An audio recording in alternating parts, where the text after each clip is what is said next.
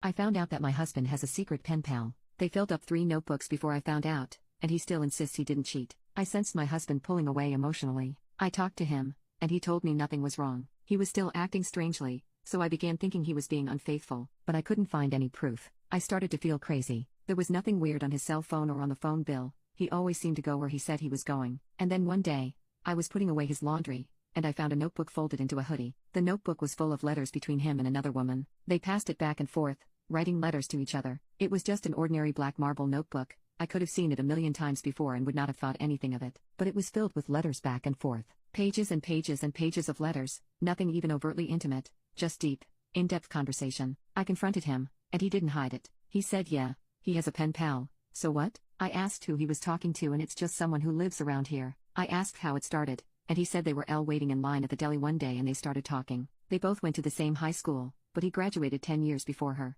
He said they talked for a while, and they had to cut it off, and she said something along the lines of, I feel like I still have so much to say, I could write a letter. And he said, so go ahead and write one. So he got a notebook and wrote her a letter and gave it to her, and she wrote one back, and they just kept passing the notebook back and forth. He said this was the 3rd notebook they filled up. He said they don't text or secretly hang out, they just write letters back and forth. He said he puts the notebook in her mailbox, or sometimes they'll switch it out at the deli. It all seems so bizarre to me. I told him he could write letters to me if he wanted to write letters, and he said sure. So I said, so there's no need to write to her too anymore, and he was like, no, I can write to both of you. And I told him it makes me really uncomfortable, especially since he kept it a secret from me. He told me he didn't keep it a secret, he just didn't explicitly tell me because he knew I'd overreact. He said he has no intention of cheating on me, so she might as well just be a guy friend that he's writing to. I asked him if would it be okay if I did this with a male, if he would be okay with it. He said if I could find a man who was completely okay with having an entirely platonic relationship over letter writing, then fine, but he doubted I would be able to find someone who wanted that. He thinks I'm blowing this completely out of proportion. He says she's a pen pal and she's not going to cheat on me, so what's the issue?